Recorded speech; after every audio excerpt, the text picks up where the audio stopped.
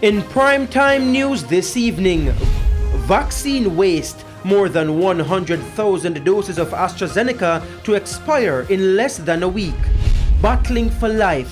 Family of 10-year-old shot during gang feud pleading for help. And the Police Federation proposes settlement to wage standoff with the government.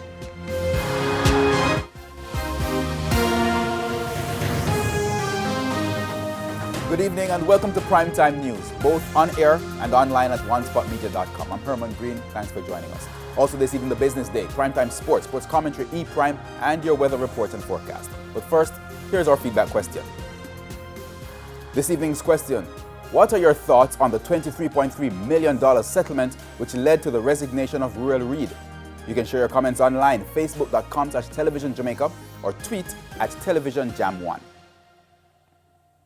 Please stay tuned. Primetime News returns after this break.